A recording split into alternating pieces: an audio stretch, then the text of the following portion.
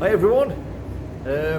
As myself and Jake promised last week, we'd get back to you and do a little video and answer some of the questions that you all kindly sent in relation to the things that you were maybe a bit unsure of regarding training and nutrition, and anything gym related, I suppose, motivation, anything like that. We didn't get a massive amount of questions, but the ones that we got were pretty good. So we've got some good questions here to maybe read through between myself and Jake, and answer as best we can.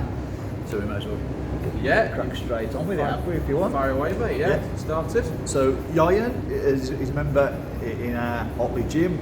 He's asked us, first question, what are your thoughts on higher load, lower rep compound-based programs versus lower load, higher rep, more isolated program structures for getting leaner? All right, so the most important part of this question is the last three words, really, for getting leaner.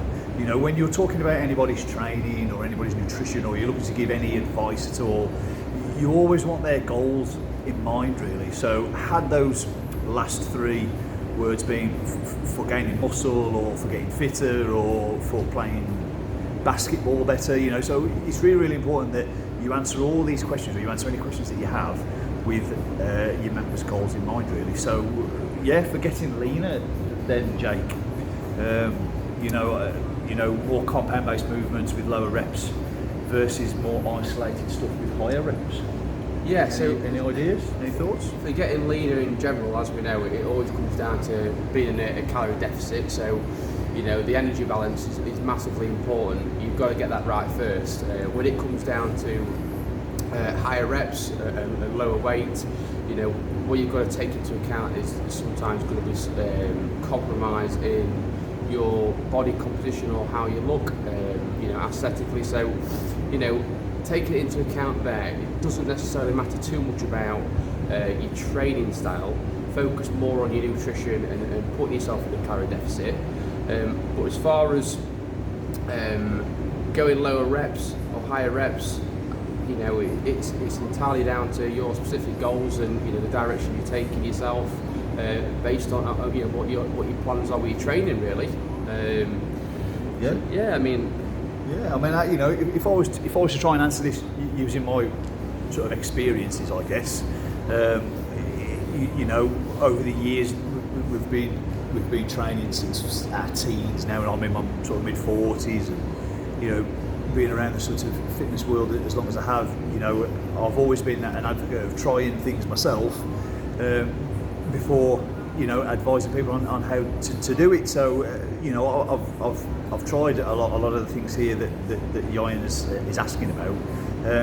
My sort of takeaway thoughts on this are, your compound movements, your multi-joint movements that recruit more muscle fibres as you're performing the movement, multi-joint movements will give you more calorific expenditure. All right, so you'll burn more calories doing compound movements than you will using isolation movements.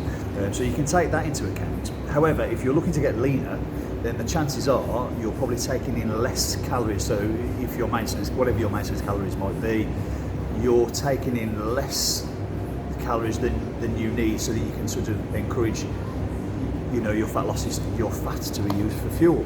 So if the energy isn't there for you to be performing compound movements, then you might only have enough energy to perform some isolation movements, depending on how many calories that you're taking in.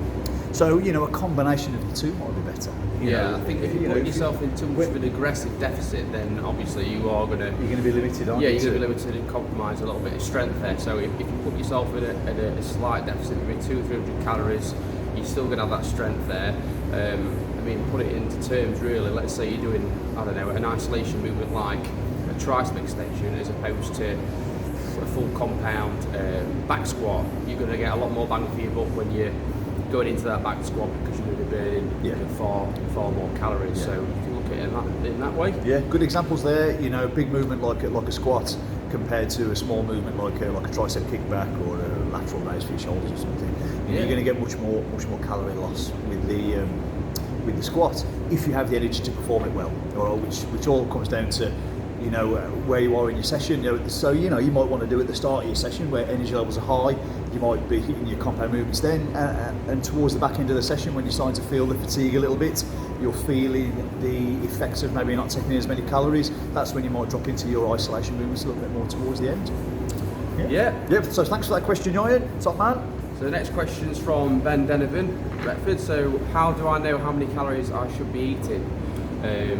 So there's lots of ways you can look at that. You can have a look at things online. There's apps out there which can calculate your calories for you. But if you want to be more specific, you have to break it down. First of all, work out your basic metabolic rate. So that being said, there is a formula for it. It's Harrison Benedict. That is online out there. Can't think of the equation at the top of my head, but there is one for male and female. So, for example, let's say female, her basic metabolic rate is 1600 calories worked out. There's a few other things to add into the mixer as well. So you've got your thermogenic effect of food, the protein, carbs and fats. As we know, you're better off having a higher protein diet because the thermogenic effect compared to fats and carbs is far superior. With protein, you're going to get 30% more calories burned through having a higher protein diet. So there's that to look at as well, that to consider. Roughly there's around about 150 to 200 calories to consider when you take in your thermogenic effect. So your 1600 there is taken up to 1800 there for a female. And then you've got your NEAT, which is your non-exercise activity thermogenesis. Get all my words out there, it's a bit of a mouthful, that one. It is a mouthful. So non-exercise is in the word, so basically when you're moving around, you're active, you're thinking all day, you're talking, you're fidgeting about, whatever you're doing, that's your non-exercise. And then you've got your exercise to add into that, which is your EAT, exercise, activity thermogenesis, It's getting all these big words out. Getting them out. So you've got that to consider as well. So let's say you're doing a high intensity cardio workout, you might burn 400 or 500 calories, so you've got to be tracking that down on your Fitbits or whatever you're doing there. Or you might have a resistance workout that only burns 200 calories, 150, 200 calories. So that bearing in mind too, guys. So basic metabolic rate covered, you've got your NEAT, you've got your EAT, and then you've got your TEF, thermogenic effect of food. So add in that in a combination, you'll work out roughly the amount of calories that you need. So it all depends on how active you are, guys, really, and what sort of workouts you're doing in your lifestyle. So, if you work at a desk and you sat down most of the day, like us two are now, you're not really doing as much, so you don't warrant the extra calories. Whereas if you've got a manual labour job and you're lobbing a sledgehammer around all day, then obviously you're going to need that a little bit more. So you can work it out like that. We are, going down the rabbit hole quite a bit there, but you've got to take that into account. And the easiest way is to track it on MyFitnessPal or apps that are out there for you. So that's that one answer for Ben there. Jake's covered it well. The takeaway points, it's all for goals, so how many calories should I be eating? Well, depends on what you're looking to do with your body composition, really. If you're looking for fat losses, then you obviously need to factor in your calorie intake to take into account your goals that you're looking to achieve. If you're looking to build some lean tissue, to build some muscle, then of course that's a different calorific approach. You may just be maintaining what you have. You may be at your ideal weight and thinking about maintaining what physical state that you're in. And again, so it's the questions in relation to the goals, really. But absolutely right. Basal metabolic rates. You need to come up with your total daily energy expenditure. Things like NEAT, non-exercise activity thermogenesis, your exercise, your movement, all these things need to be taken into account. When we know how many calories that you require to maintain the mass that you have, you can then start to alter that calorie intake depending on your goals. So Jake's absolutely right. There are calculators online that will help you do that. Even better, why not get in touch with myself, Jake, or another member of the team, and we'll gladly figure out the calories for your goals. It sounds more complicated. Yeah, it sounds more complicated than it is. It's once you've done it a few times, it's not that challenging. So thank you for that one, Ben. Next question then, Simon Willett, big site, member at Otley. What intensity level should I be training at? Question mark. How do I use RPE? RPE stands for rate of perceived exertion, and should I train to failure every set? Well, again, first thing that pops into my mind is what's your goals, Simon? So I know Simon really, really well, so I know his goals are, everyone's goals really, he wants to gain that a little bit more muscle, and he wants to stay nice and lean and keep the fat levels nice and low as he's doing so. So knowing his goals makes this question a little bit easier to answer. So what intensity level should I be training at? How do I use RPE, and should I train to failure in every set?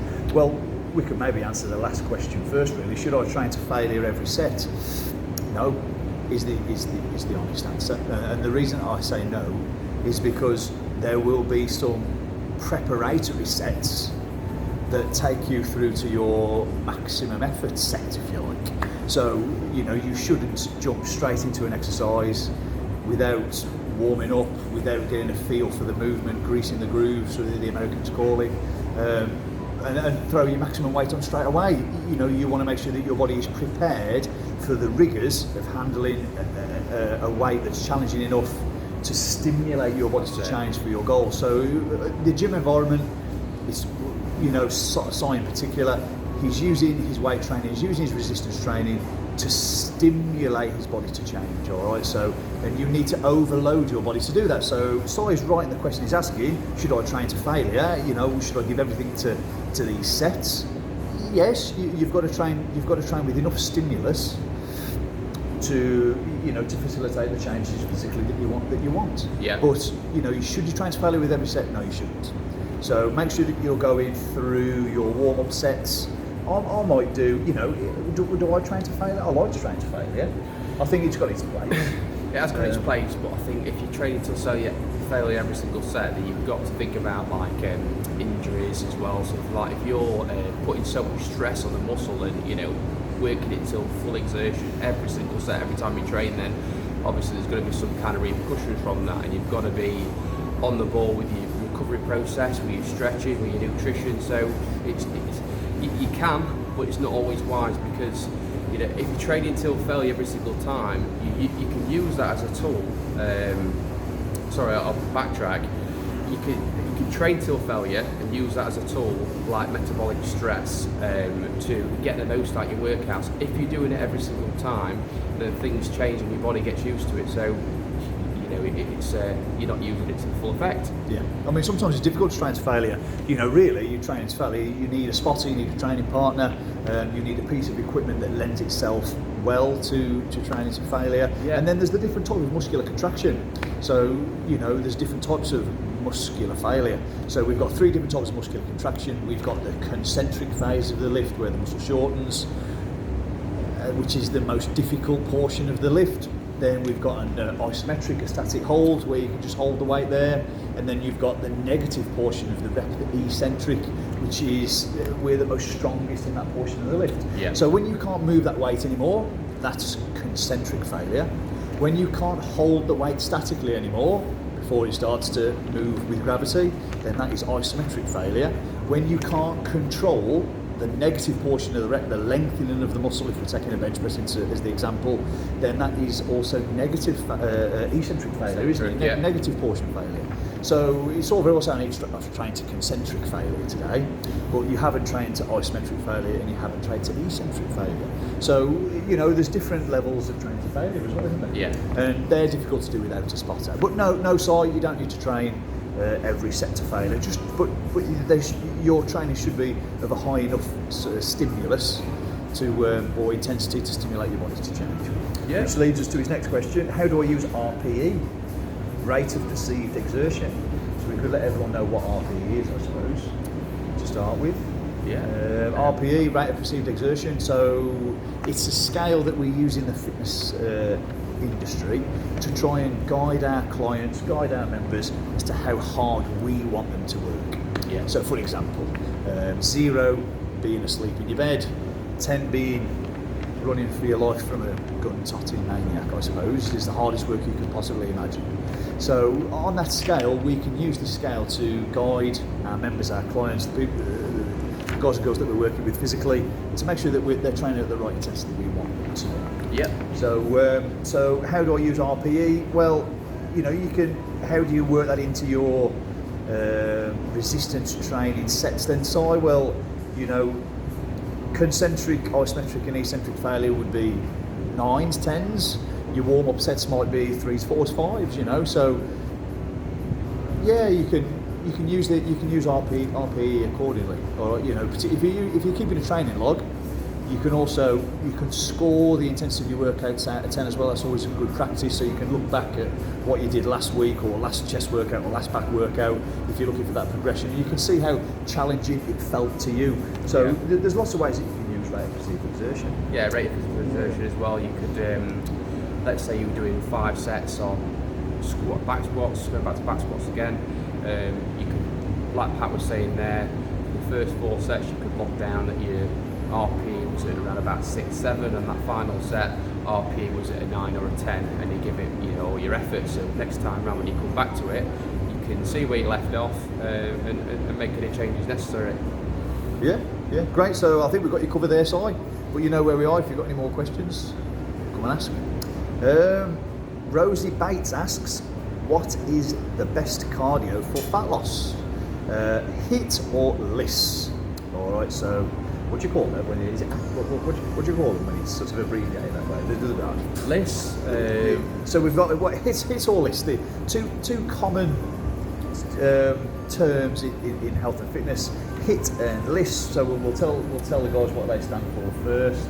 Well, HIIT's high intensity interval training, and LISS is low intensity steady state cardio. Yes. There's loads of different types. There's another one called low intensity training or interval training, but low intensity steady state. So it all depends on your goals, really, Rosie, as well, and how much time you have. Because if you want to incorporate HIIT style, the benefits of that is you're going to be burning a hell of a lot of calories. It's short, it's fast. There is high amount of hormones that are released which help with fat loss as well. And the benefits to LISS training is you don't have to kill yourself doing it, for one, and your heart rate's not going as high. So depending, if you've got any heart issues or anything like that, you can work it around your own physical abilities. But they're the benefits to the two. As far as the question goes, what is the best cardio for fat loss? Well, they're just tools in your arsenal. So what's best, a hammer or a screwdriver? Depends on the job that you're doing. So it's making sure that you're using the tools that are available to you to help you achieve your goals. So speaking from my own experiences again, if I was training, or if I was doing a lot of heavy resistance training, in the past, my cardiovascular method of choice in the past for me would be to do low intensity steady state, would be to do the LISS, because I don't have to have quite as much energy in the tank to do it. And it doesn't contribute to overtraining quite as much. So if I've done 4, 5, 6 sessions that week of really hard resistance training, that the last thing that I want to be doing is smashing myself on some high intensity interval training, because that's going to push me over the edge as far as my recovery goes, as far as the intensity of my overall weekly physical activity would be too high for me to recover from. So in that instance, for me, the best cardiovascular routine to follow would be a LISS, low intensity steady state. If time was against me and I'm in the gym, I can only devote three days a week to the gym. Well, I know I'm going to recover in the other 4 days, so it would be better for me in that instance to do my resistance training and then do some high intensity interval training afterwards. So it very much depends on the time that you've got, the level of fitness that you're at, the goals that you're looking to achieve. Another example would be, I wouldn't give newbies and beginners any intervals to do because they're not physically conditioned enough to do it. You have to have a good baseline level of cardiovascular conditioning before you can perform for high intensity interval training well. Yeah. Or you can dip your toe in it using the rate of perceived exertion. So we might say to somebody on the assault bike, you know, we're going to do some intervals, we're going to do 20 seconds on, 40 seconds off, but I only want you to work at 7 out of 10 for your 20 seconds on. Yeah. You know, that would be a nice way to introduce somebody to interval training if they weren't quite fit enough for it. Yeah. Or not cardiovascularly conditioned enough for it. Yeah, if it's the first time doing it, an example of a high intensity exercise would be something like a burpee. So if it's the first time training in a gym and you used to go down and do 100 burpees straight out in Iwana, then the chances are it's going to be a little bit of a shock to the system. So well, you wouldn't come back, would you? Yeah, you know, your body prepared it and conditioned in the right way and working yourself up to it is the right way to take that approach. Sure. Yeah. So it's making sure that cardio is right for the individual. And again, if you're unsure of how to structure your training, you know, as we keep saying in our Facebook posts, you know, we can help you. You know, we'll help you structure your training to suit you. Yeah. Next one. Janet Baxter with a nutritional question. How important is fat in my nutritional regime? Very important. Really. Yeah, extremely. I think a lot of people forget about this one, and the misinterpretation is, should I be having fat in my diet? Why should I be eating fats? Because it's going to make me fat, but it's not the case at all, you know. I mean, the only thing that's going to make you fat is being in that calorie surplus. So you can incorporate good fats into your diet, foods such as a little bit of olive oil, nuts, avocado, you've got salmon, things like that. When you put good fats into your body, you're going to get an array of benefits, you know, such as hormone function. It's going to actually help you lose fat as well because your hormones are functioning better. You're going to be fuller for a longer period of time. You know, cell production. I'm thinking off the cuff here. The benefits are almost. We could talk for a full hour on this. You know. Yeah, for your body to be performing at optimal, you definitely need the fats in there because things for like you know. Your nutritional value as well for your hair, for your skin, that sort of thing, for your organs, your body needs it, so it's massively important.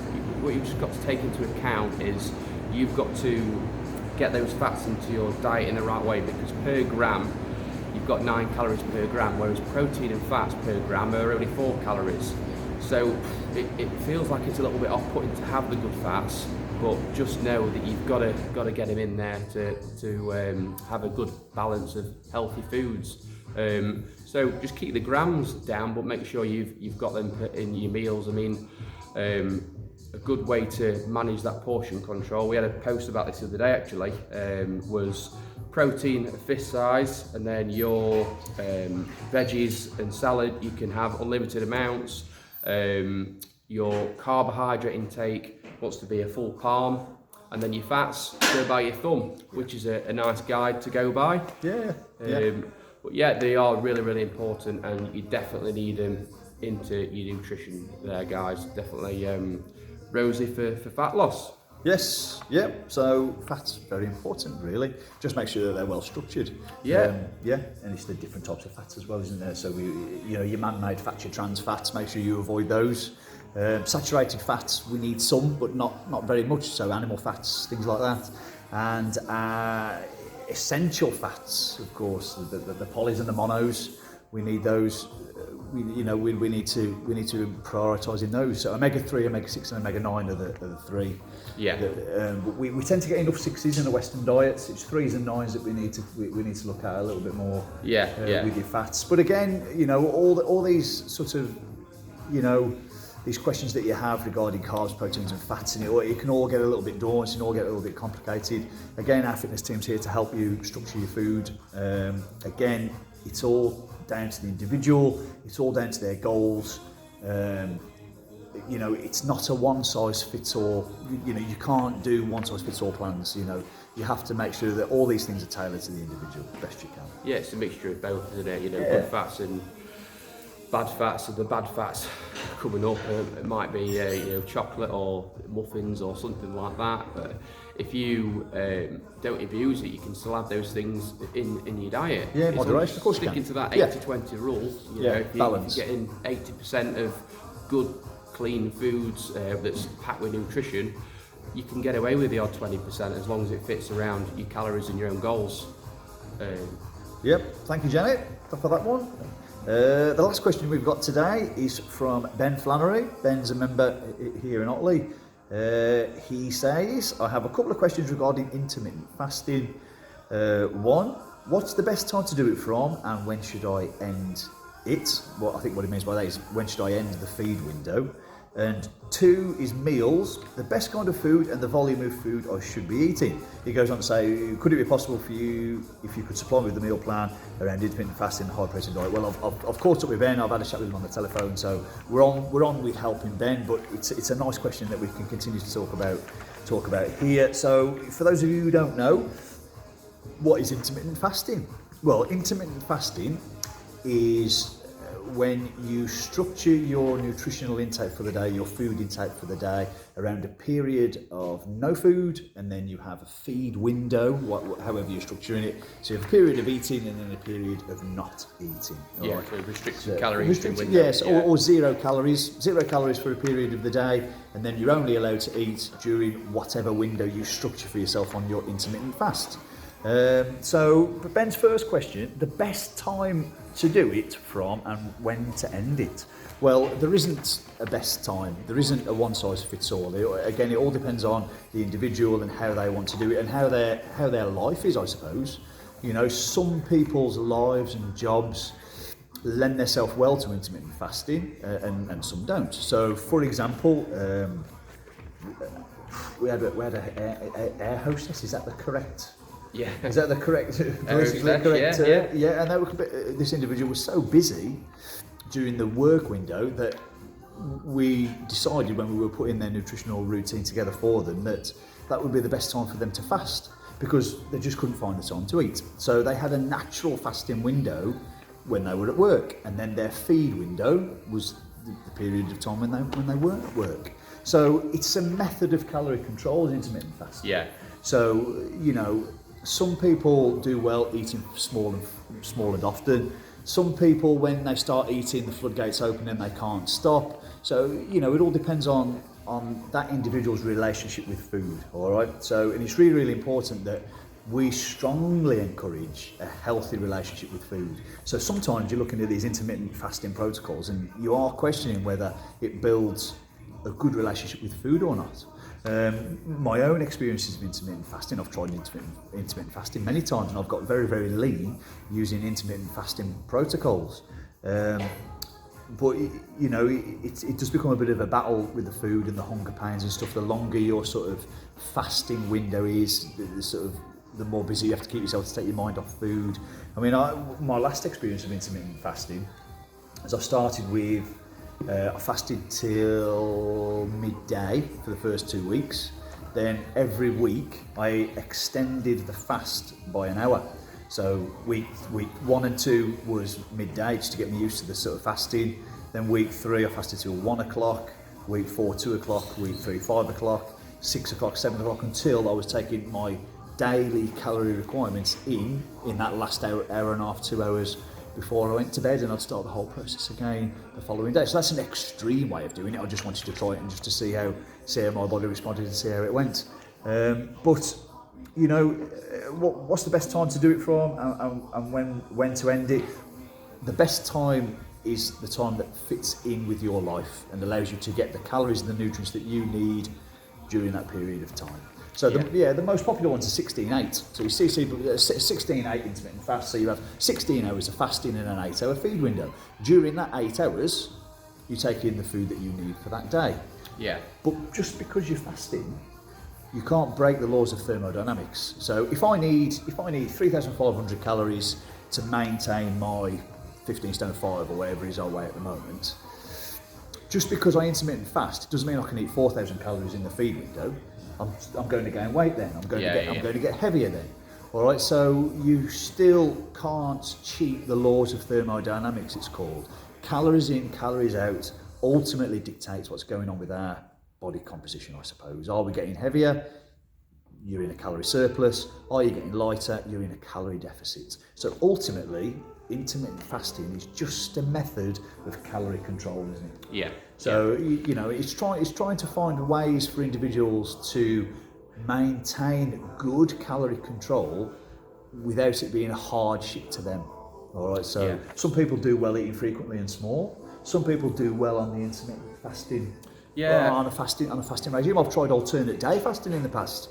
Yeah, there's a 5 and 2 as well, isn't there? There's 5 and 2. Yeah, I mean, alternate day fasting is savagely difficult. So I wouldn't eat Monday, I'd overeat Tuesday, wouldn't eat Wednesday, overeat Thursday, wouldn't eat Friday, and then have the weekend off. Yeah. I got really lean doing that. I lost a lot of muscle along the way, but I got very lean. So, you know... Tough job though along the way. Yeah, I just try them for... just want to try them so that I can speak to you guys, not only having the knowledge of the fitness team, but we've also tried it ourselves so that we can speak from experience. That's really, really important. Yeah, I've had a go at the 60 and 8 myself, and I got the leanest I've ever been, but along the way I found it too demanding for my own personal lifestyle. I mean, when I was cutting my window and I was starting my eating window from 12 till 8 o'clock, because I was seeing members and I wasn't finishing work till 9 o'clock, I was running out of time to get my food in. So that's probably the reason why I got so lean in the first place, because you run out of time to eat. Yeah. But in the morning, you gradually do get better over time, and you come accustomed to it, your body does get used to it. All depends on your lifestyle, like Pat was saying. And a member at the club, I've got her on the intermittent fasting because she has such a busy lifestyle. She's so busy in the morning. She gets up at 6 o'clock, cracks on with all her jobs, and then in the afternoon she's got time to get her food in because she's been really productive that morning. So again, it all depends on how busy you are and what you're up to day to day. It depends on goals as well. If we had a good discussion about intermittent fasting. So just another couple of points while we're on this topic. If fat loss is your number one goal, then it lends itself quite well to fat loss. Particularly if you fast in the morning. So when we wake up in the morning, our last feed was sometime in the evening prior to going to bed the previous day. So during your time in bed and you wake up and you're not eating anything till say midday, your insulin levels are low in the morning when you wake up. You're not introducing any calories or carbohydrates or food to raise your insulin levels or secrete any insulin. So insulin levels being low, your glucagon levels are a lot higher. So insulin and glucagon are the two opposing hormones. Okay, insulin puts things away. Insulin is the shuttling hormone. Glucagon pulls things out. So if you have any fat stores or sugar stores or glycogen stores in your body, which we all do, that our body wants to use as fuel, the facilitator for using that fuel is glucagon, if you like. So if glucagon is high, fat burning at that time is advantageous. So in my opinion, that's why intermittent fasting works so well, particularly if you do it in the morning, because you've got that period when you're in bed, that long fast from your evening meal and the previous day, all the way through the night whilst you're asleep. Then you fast during the first part of your day. Insulin levels are low, glucagon levels are high, and that really helps with the mobilisation of fat stores. And that was definitely my experience when I've tried this. In contrary to that, if you're looking to gain muscle, intermittent fasting isn't great. And the reason intermittent fasting isn't great is because every time you eat, you stimulate what's called muscle protein synthesis.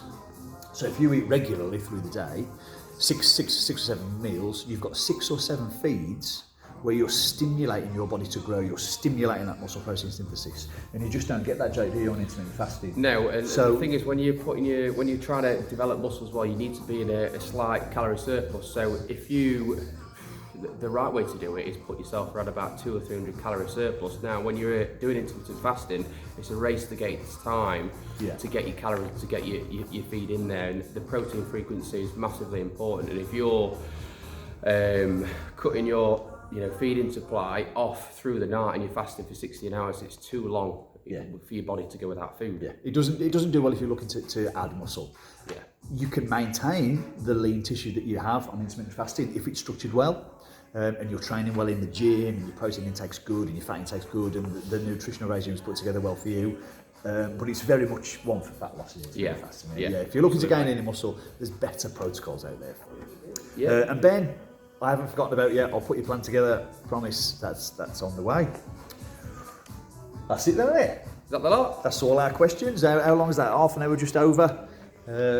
So yeah, I mean, if this is popular and you've enjoyed it, me and Jake don't mind making this a regular thing. But in order to do that, we need some good questions. So if you have anything, and now you've watched this, and you think, oh yeah, I wish I'd have asked X, Y, Z, or I'm unsure of this, or unsure of something, you know, let us both know, and we can get together again, can't we? And Yeah, try absolutely. our best to answer your questions for you. Yeah, thanks everybody. And for those that are starting on the challenge on Monday, 28-day challenge, good luck to everybody. If you've not already emailed the club or got in touch, make sure you do now so you can get ahead, and we'll get you started on the group, guys. But thanks for watching. Yeah. Hope that's helped you. Yep, thanks for your support, getting through tough times, tough stuff. We really appreciate it. So if you need us, you know where we are, and we'll catch you again soon. Thanks everyone. Cheers.